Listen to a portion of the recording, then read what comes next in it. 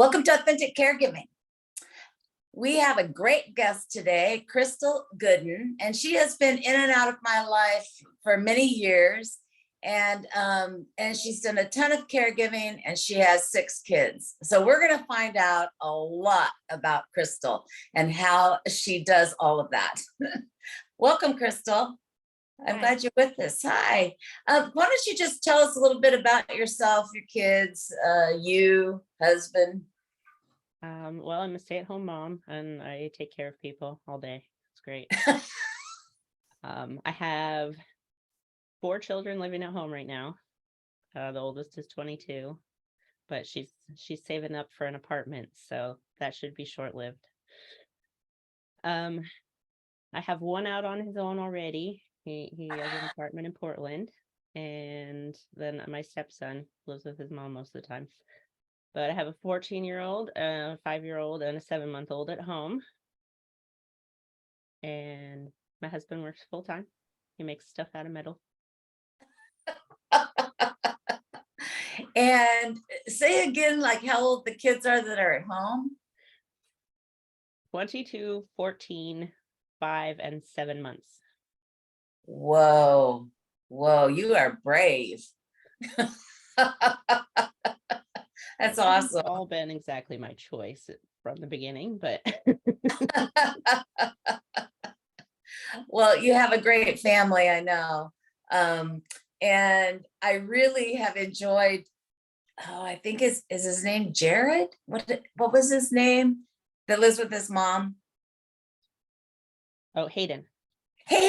Yes. Yes, I had him in Sunday school, like, a little guy, but he was really a nice kid. I enjoyed having him. And of course, Grayson, of course, I love. He's gonna start driving this month. Ooh. Turns 15 next week. Oh my goodness. Is he counting the days to get behind the wheel? Yeah. Oh, cool. If you could describe, I know this is a weird question, but if you could describe yourself with 3 words, what would they be?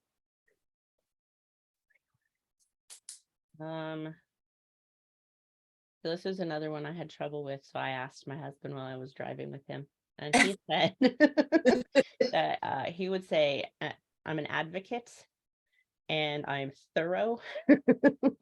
Ooh, that's a good trait. Yeah. And what was the other one?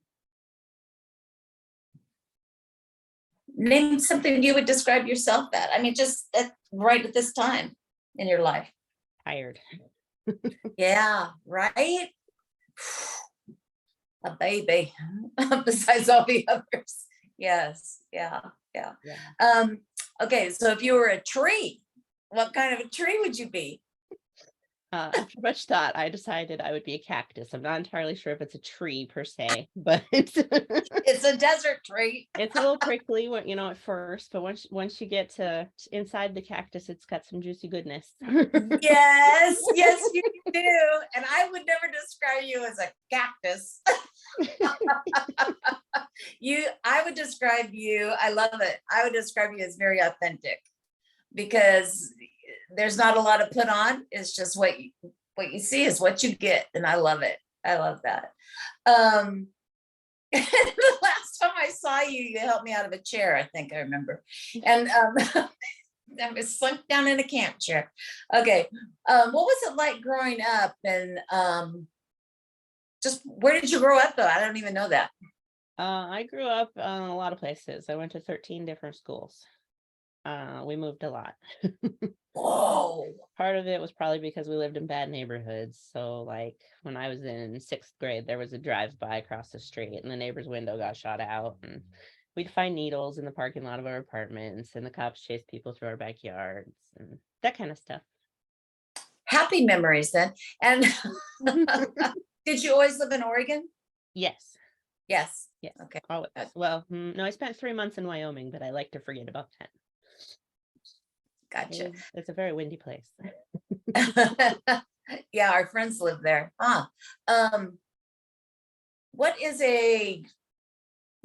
Were you closer to your mom or your dad growing up? I'm a lot like my mom, but I spent a lot more time with my dad, and I think that we had more of a relationship. Oh, interesting. So what's a great childhood memory that you have besides the others? Do you have a great childhood memory that you can think of? Oh yeah, we had bunny rabbits when I was a little girl, and they were white, and they would get into all kinds of mischief. And my dad was disabled, so he was always home with them. And if they were doing something and he went to get up, just to get up to go and make the bunny rabbit stop what it was doing, they would run from the room like they were teasing him. Here, come get me, and then they'd run away. Oh, wow. You mentioned your dad was disabled. In what way? When he was in the military, he had an infection in his abdomen that didn't get treated properly, and it caused a lot of internal issues. A joint in his hip fused together from the infection, and Oh, some other things.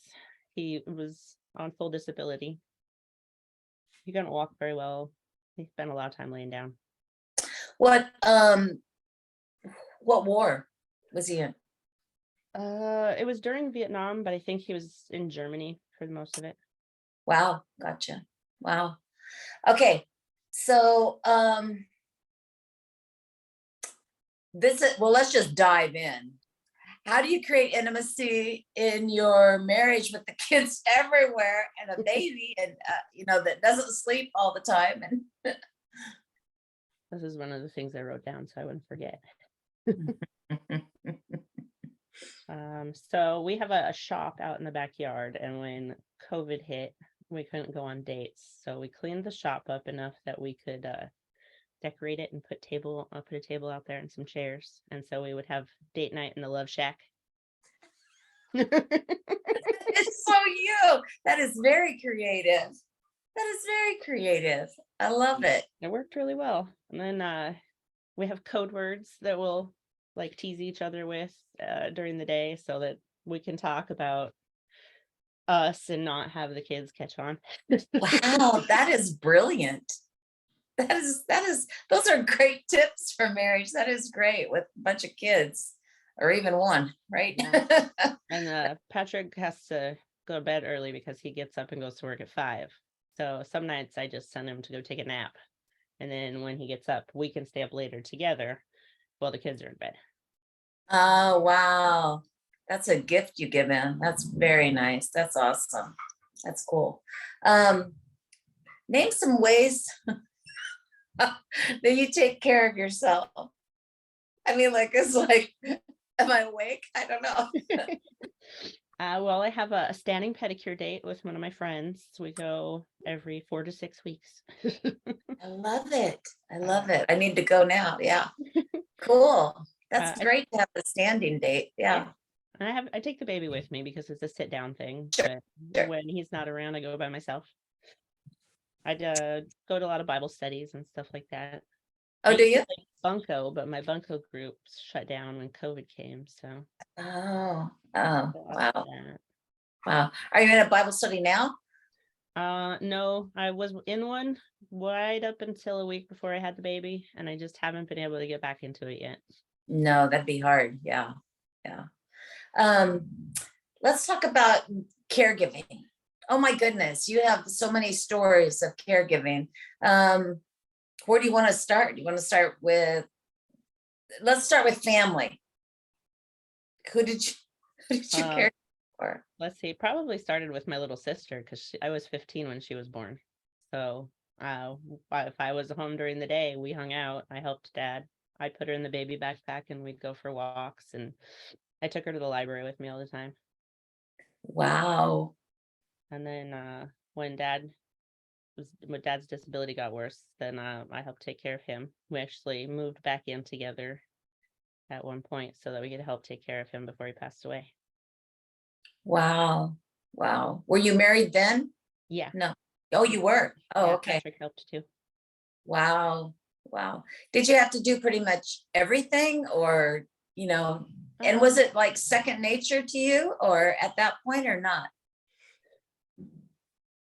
Yeah, it was pretty much just the routine. I just did what we did, and I'd walk past his bedroom and the TV would be all fuzzy because he hit the wrong remote button again. And I just stop in, fix the TV, ask him if he needed anything and move on.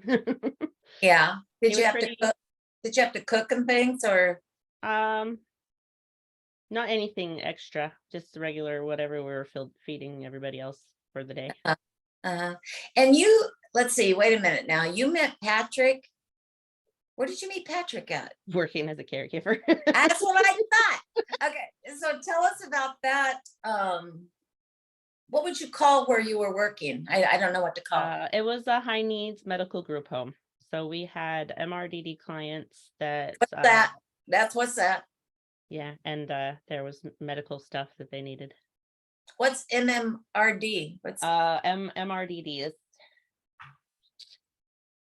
mentally retarded, developmentally delayed. I don't remember okay. exactly, something like that. Okay. And they had like colostomy bags and catheters and high medical needs. Wow. And so you met Patrick. How do you meet your husband at a That group was home? one of his 3 jobs he had at the time. Ooh, he was motivated too. Yeah, I like that. He worked for 2 different group home companies and doing landscaping at a casino. Oh, wow. Wow. So you did, tell us about that situation, because I know you were a strong advocate at different times. Well, like with most companies that provide care, they had their issues. And so there would be things that would come up. I even had to, at one point, use a steak knife to break into the nurse's office so I could get medical supplies because nobody would come in and unlock the door. Yeah. It was always something new. It never got boring, ever. At one point, we had an ambulatory client that had a stomach problem and he threw up all over the floor, and he was in a walker at the time. So I had to roll my pant legs up and walk through it to get him out of the walker. Wow. Wow. Yeah. And then some couldn't even really advocate for themselves at all, it sounds like. Yeah, most of them are Most nonverbal. nonverbal even. Yep. Oh. So did family come in at Some all? did.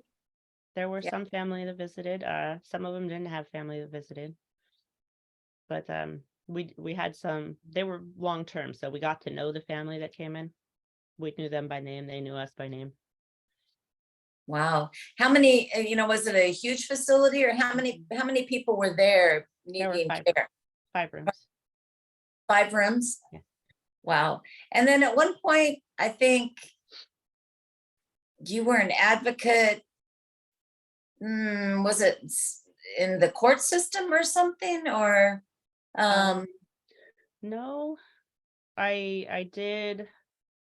When I was in elementary school, I worked with the inclusion program there, and we had a meeting to decide if the person that had been in our class all year was going to move on to middle school with us or not, because this was 5th grade.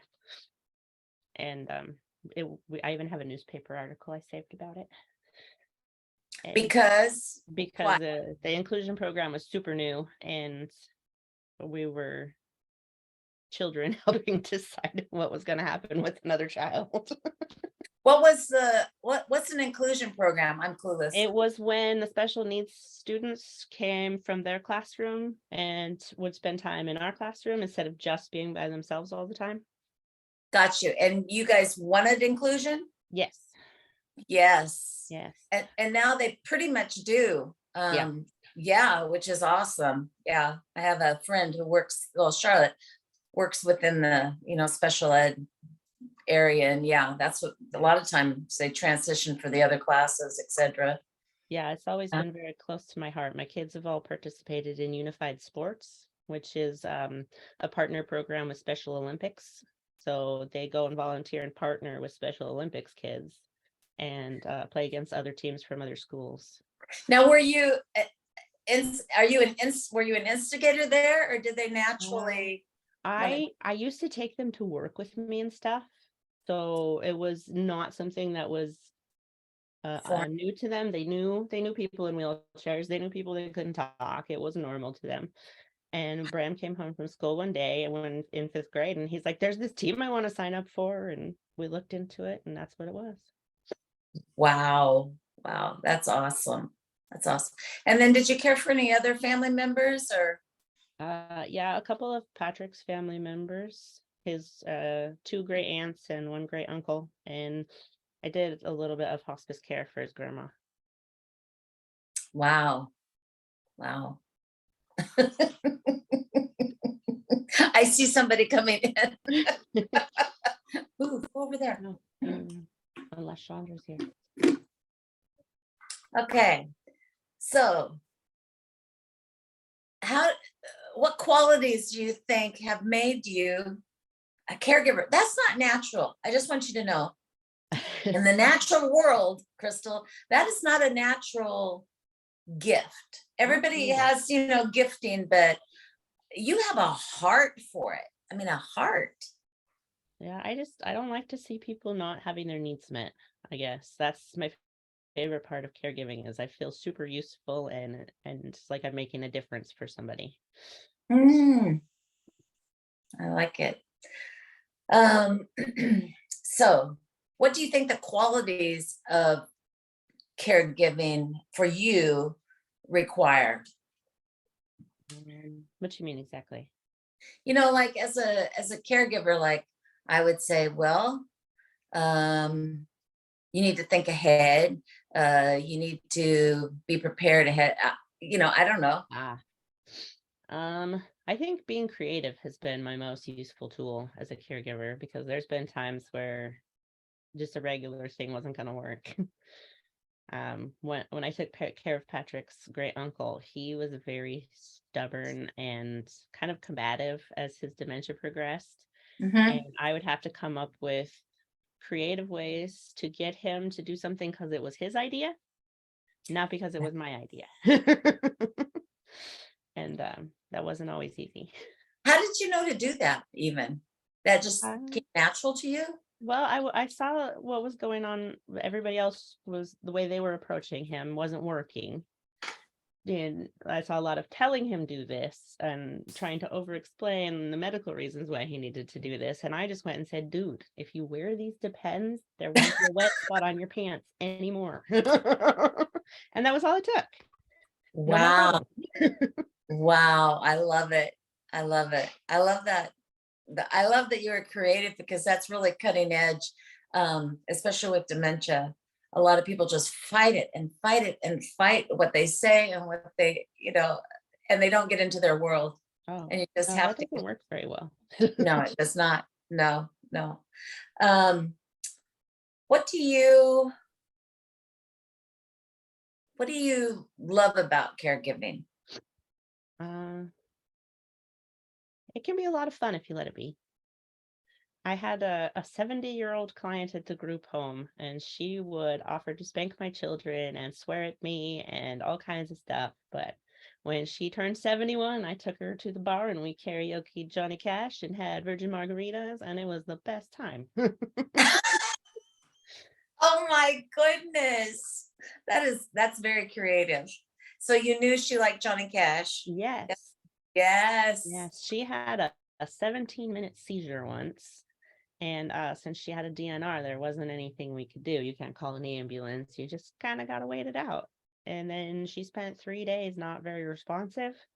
It was over my weekend. I came in on Monday. I'm like, well, did you get her up yet? So we went and we turned on the Johnny Cash and we cranked it up as loud as it would go. And by the time we had her in the Arjo lift, her foot was tapped into the music. Yes. Wow. Wow. That's a lot of insight for being so young that you are. Yeah, that's good. And all your experiences, I'm sure, built on the others. Yes. Yeah, everything has been, I can reach back and just think about things that I tried before and try them with something else. Like when my dog got sick, who'd have thought I'd use my caregiving skills on my dog? How did you do that? He had a tumor removed. And so post surgery, I had to get him to eat again and keep him hydrated and carry him outside to go to the bath. Oh my goodness. Wow. Wow. I had to puree and syringe feed him dog food. You just use it in there all your life, aren't you? Yeah. Oh, golly. What's the top 3 best things in your life today, besides the kids?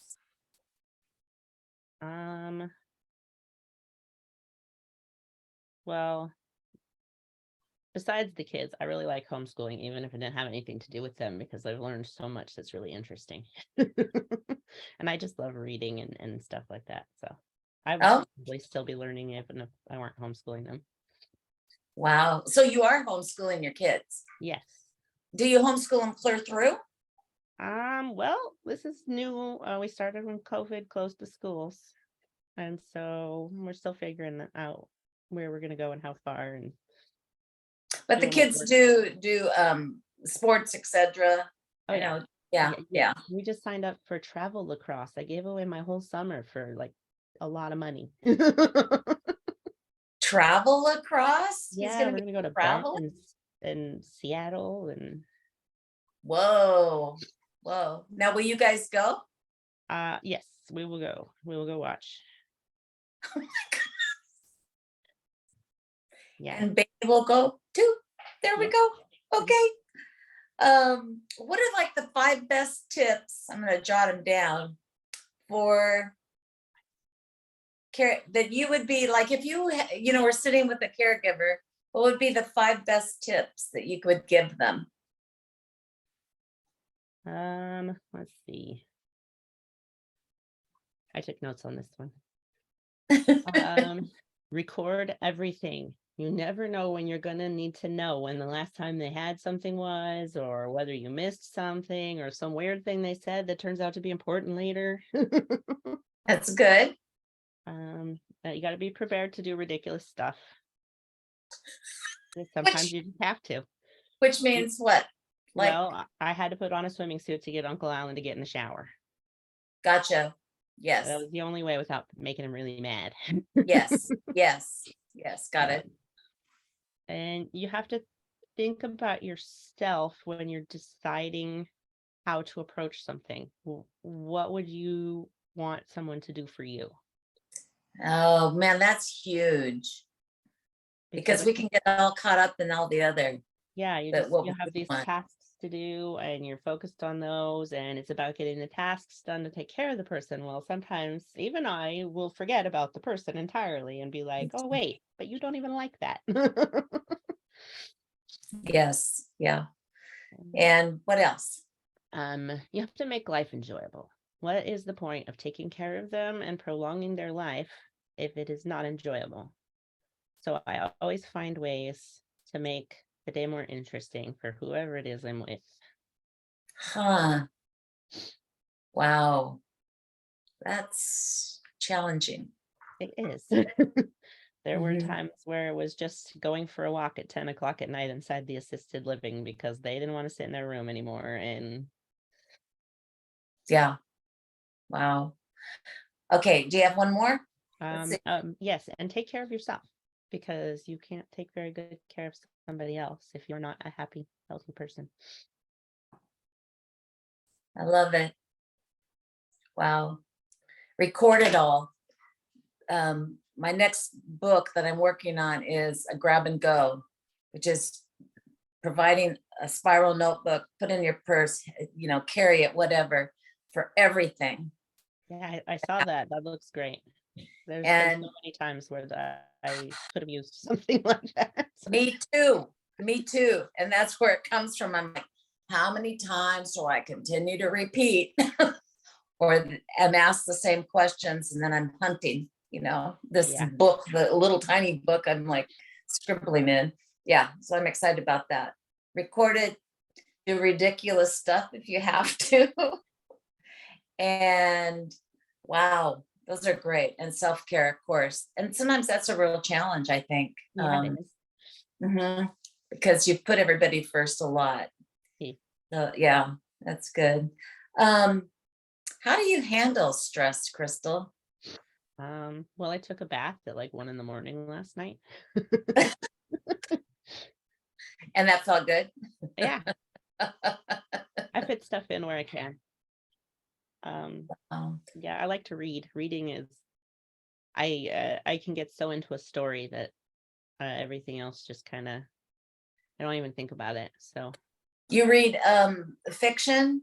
Yes. yes, and nonfiction. I Oh, really like historically accurate dramas. I love yeah. history. Yes, I do too. Yes. Um, and do you read any fantasy or anything? Yes. Oh, yes. One of my friends from high school wrote a book series and my name is in it.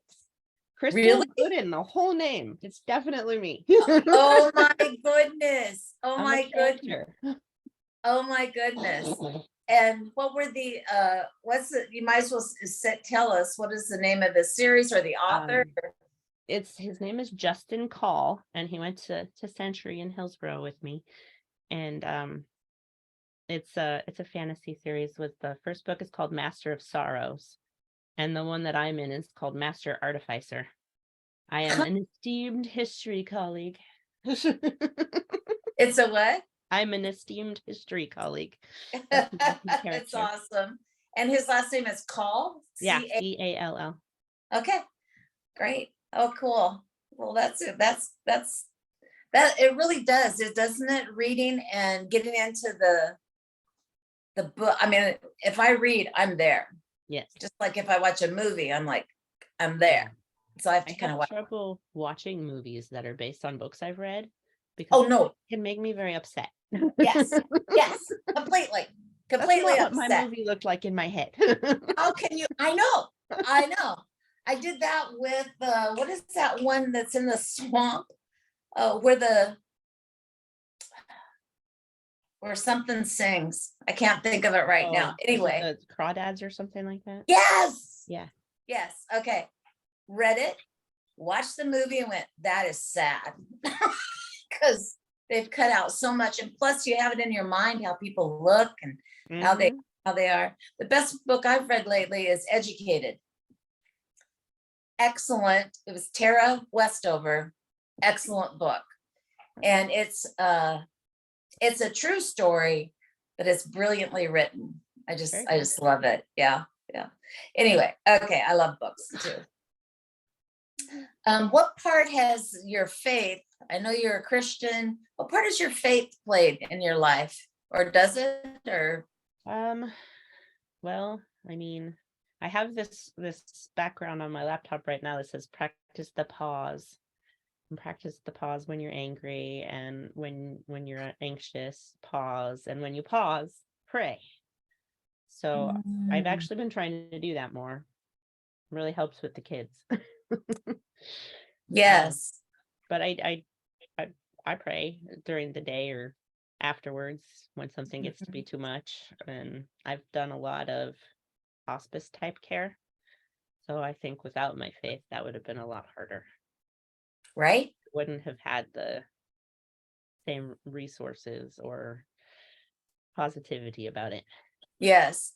Yes. Have you been with anyone when they passed? Yeah, Yeah. yeah. And what did you find?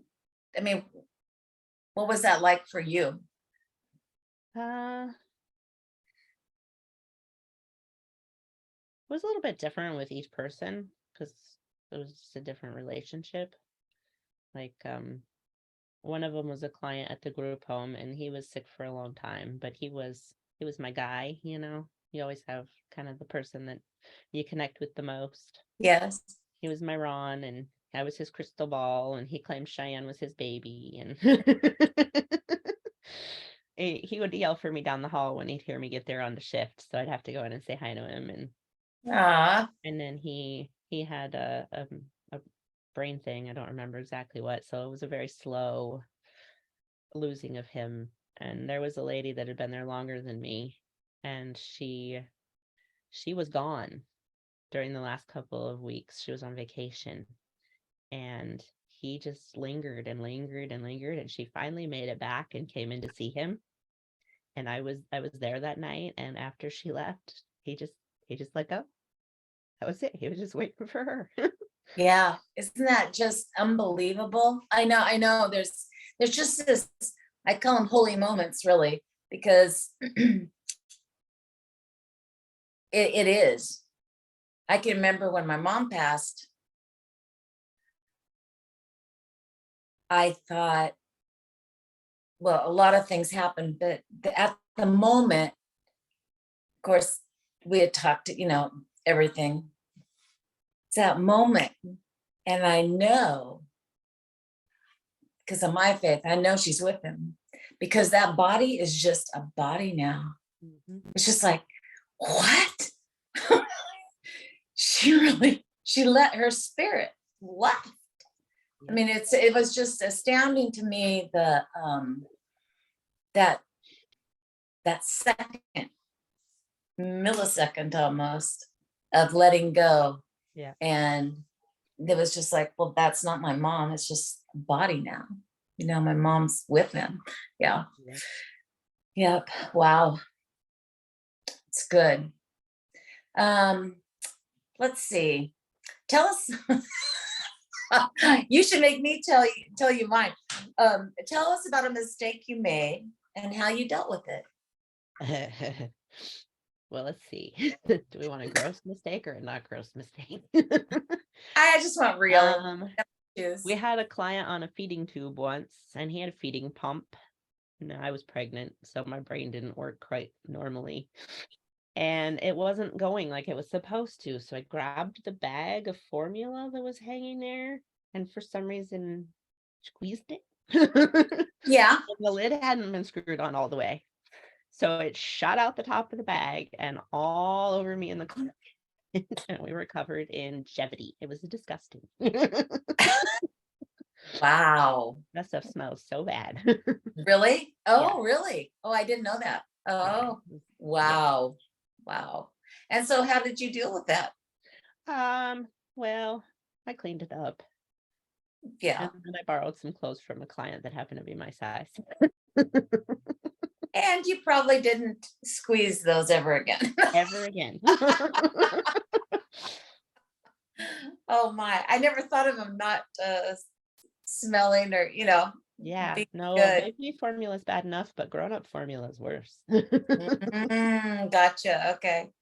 Um, well, I thought about how do you set boundaries? Because boundaries are really to protect, not from other people, but to keep us healthy and safe, our emotions, etc. So it isn't like we. Some people think it's just to keep a bunch of people out, but really it's not just to keep a bunch of people out. No. So how do you set boundaries? Well, I had to learn how to say no. That was hard, but I did learn. And that helped a lot. Also, knowing what I'm responsible for, and who I'm responsible to made a difference. Because not everything that people want me to take care of is actually my responsibility. Okay, how did you learn to say no? Well, I started with a book called Boundaries, and I read it, and I went through the workbook thing, and that helped a lot. And that's by that Townsend, or Um, I can't remember the guy's that name. sounds like it could be right. Yeah, I don't Boundaries, remember though. Boundaries book and the workbook helped you. Okay. And do you feel good when you say no now? Um, when it's for the right reason, yeah.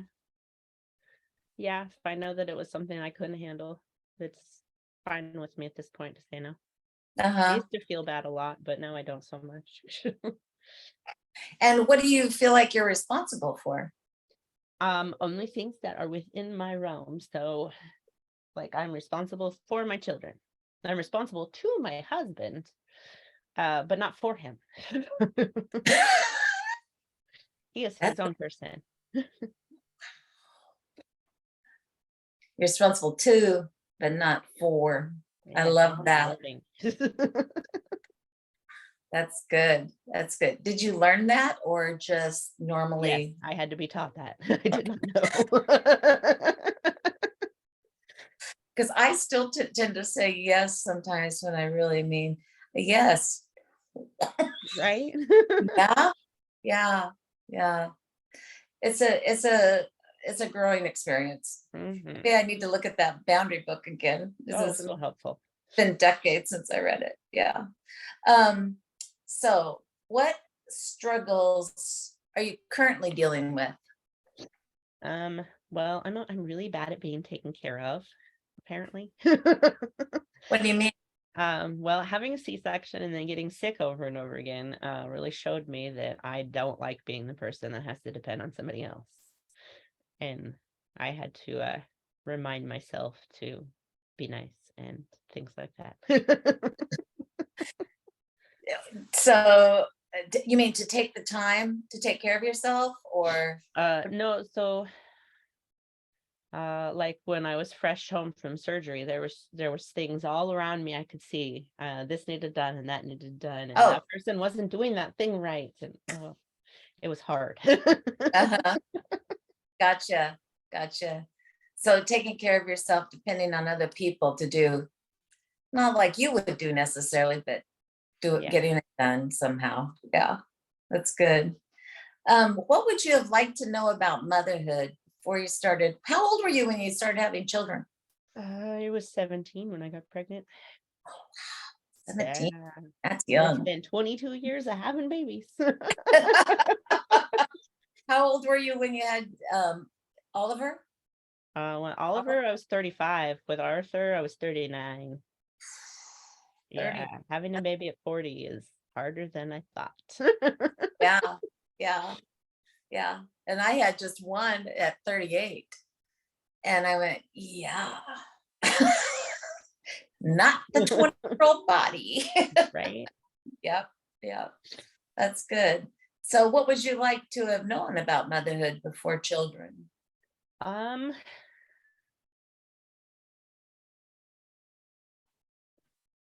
maybe probably I would have wanted to be a little bit firmer in my faith when I started out, because there were some Hmm. struggles I could have avoided. When did you become a Christian? Um, eh, when I turned 30 is when I went forward and did all of that kind of stuff. But I'd been going to church off and on for most of my life. Uh-huh. Yeah. No, yeah, I meant kind of a rededication or whatever it Yeah. was. Yeah. Yeah. Wow.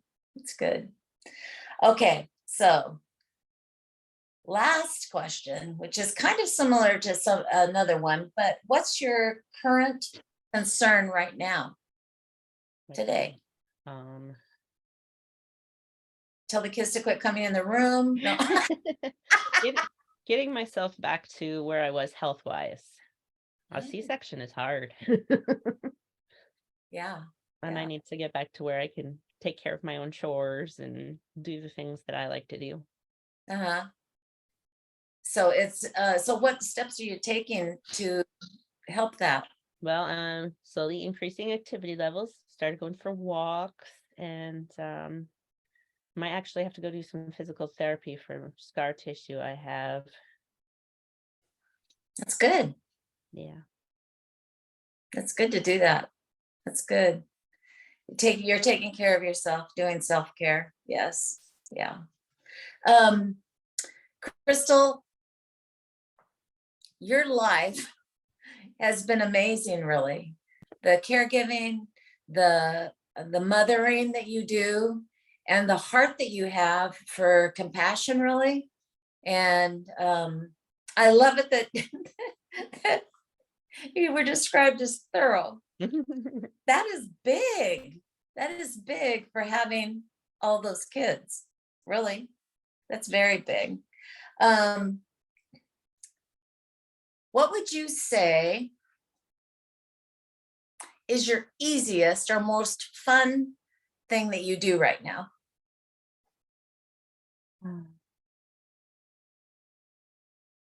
um, I don't really know. Like, when do you feel most yourself? I mean, like, not mother, as a woman, when do you feel most yourself of who you are? Oh. Well, I had 2 hours to myself to go to a bridal shower with from my best friend recently, and that was very nice. I felt like me and had hors d'oeuvres and other things and didn't hold anybody. Didn't hold anybody. I love it.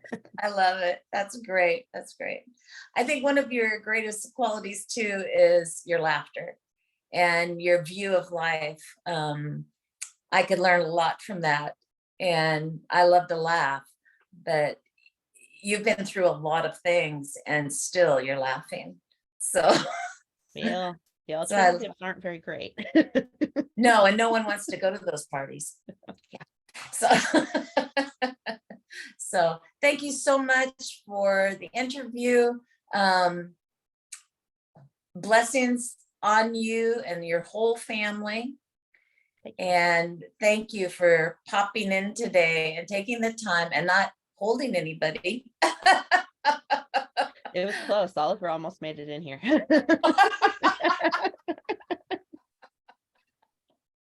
Oh, golly, I love it. Okay, blessings to you. Thank you so much, Crystal. Thank you. Bye.